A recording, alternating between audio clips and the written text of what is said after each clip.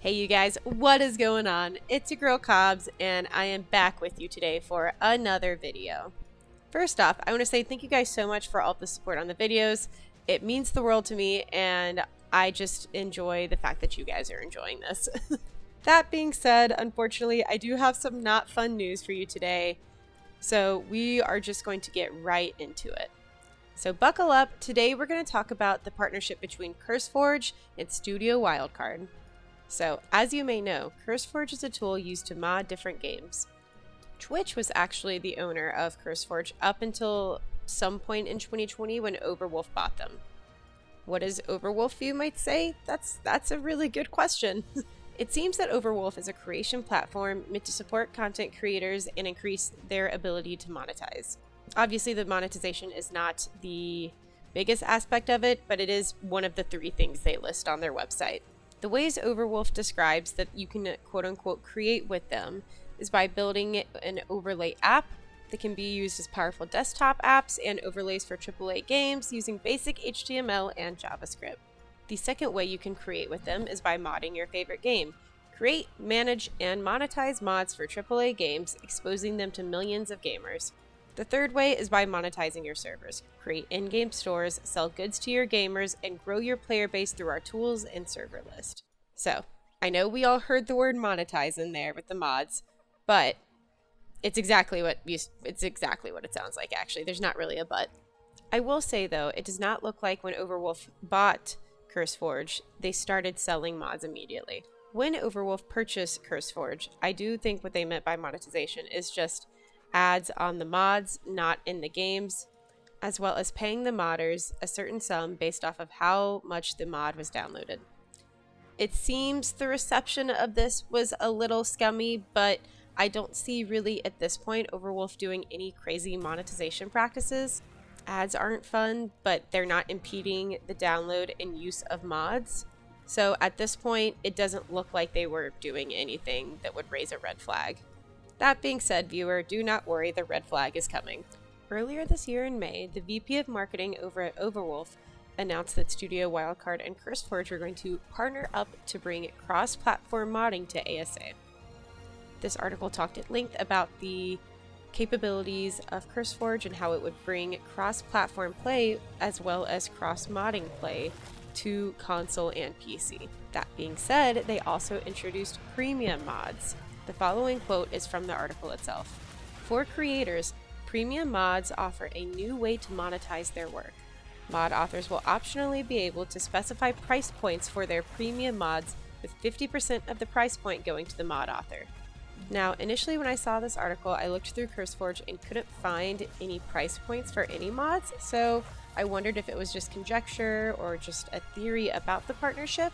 But then I realized the author of the article is none other than the VP, Vice President of Marketing over at Overwolf, who owns CurseForge. So, just to summarize, when Studio Wildcard and CurseForge announced their partnership, the VP of Marketing put out an article saying they are going to put price points on premium mods. Premium mods being mods that are ran through a quality control system by Studio Wildcard and CurseForge themselves. We did a quick look through of the pages for ASA and CurseForge and have not found any mods with the price point yet, but I did find a timeline on the main page for ASA on CurseForge's website. They have console release slated for November of 2023, which I think forebodes well for console users. Hopefully the fact that CurseForge has it on their website means that they are set in stone releasing console ASA in November of 2023. But anyways, they have console release for November of 2023 and a creator town hall on November 20th of 2023. In addition to that, under quote-unquote coming soon, they have a mod contest designed to hold a celebratory mod competition with a massive $350,000 prize pool. If I were to make a guess, I would say they're going to talk about this at the town hall. And I really don't want to be cynical about this because I feel like at this point, we're cynical about everything that involves ASA.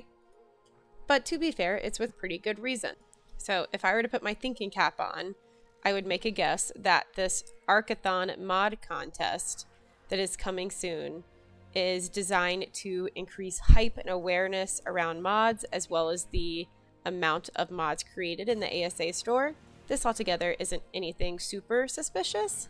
But if the mod community gets super up and running for ASA, then I think that leads directly into creating premium mods and adding price points to them. So many games nowadays have some form of in-game purchase, whether it be a battle pass, which is a little more in your face about the monetization, or on the more chill level, if it's just, skins and in-game items. Either way, that is where gaming is unfortunately heading. ASE certainly had its monetization, which, you obviously purchase the game, as well as any additional maps that you would like to download. But since ASA is releasing all of these maps for free, I think this is their way of sneaking some monetization in there. I don't hate the fact that they're trying to monetize the game in some way. I think at this point in the industry, it's not an abnormal thing. That being said, when you factor this in with all of the other just screwy things that have happened with the release of this game, with the servers not working, with you needing a NASA computer to run the game itself, and also console players just being left in the dust, I think it would be a really, really bad idea to try to also monetize mods. I mean, mods are one of the biggest driving factors for playtime on Ark. Well, Ark Survival Evolved, but I'm sure it will be the same once ASA gets up and running. I mean, think of all of the mods we've added that we've just never thought twice about. Dino Storage, Ultra Stacks, S+, and so many more based off of what we're looking for out of the server. Now imagine having to pay anywhere between, $5 and $20 for every single one of those. On top of that, I didn't see this in the article, but instead of being an upfront fee, what if it ends up being a subscription fee? I think Overwolf 2 could probably set up its own premium pass where you pay $30, $40 a month, I don't know, and get access to all premium mods for free. The for free being in quotations, since you will be paying Overwolf at that point. And you know what? I could be fear-mongering at this point.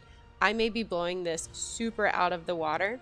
That could have been a one-off comment from the VP of marketing, and they may have no plans to ever revisit the idea of premium mods. I mean, I will say, if you look at every other game on CurseForge, I can't find any premium mods or any mods that require an upfront fee. And I do think the fact that they aren't actively selling mods right now on the store through other games forebodes well for them not selling mods for ASA. But the VP of marketing for Overwolf also said very blatantly in an article that he wrote that they are planning on putting a price point on premium mods. And you know what? That's kind of hard to get around. It's kind of hard to deny the possibility of that happening. I was doing some digging, and Bethesda did something similar back in 2015 with their creation camp. They pretty quickly canceled their plans to monetize the fan-made mods for Skyrim after waves and waves of negative feedback. That being said, Bethesda has a vested interest in Skyrim.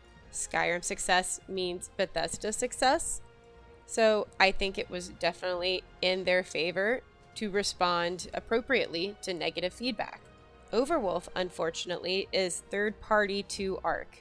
Yes, they have a partnership, and yes, the success of ASA means more interaction with CurseForge and therefore more traffic through the website. That being said, I don't think Overwolf's vested interest in the success of ASA is the same as Bethesda's was and is with Skyrim. So I think if push comes to shove and we do get premium mods with price points, I don't know if Overwolf will react as kindly or empathetically as Bethesda did to Skyrim's feedback for their creation camp and monetization. That being said, again, I don't know if they're going to monetize mods. Honestly, I started research for this video and was just going to look at the partnership between CurseForge and Studio Wildcard, and instead I got immediately deep in this monetization thing, and I did not expect to find that. So I'm sorry to be the bearer of bad news. Again, I hope this doesn't happen. But I will say, if they are planning a creator camp where they are pushing for the increase of mods for this Arkathon mod contest on November 20th, that makes me think and hope and pray the console ASA will be released by November 20th.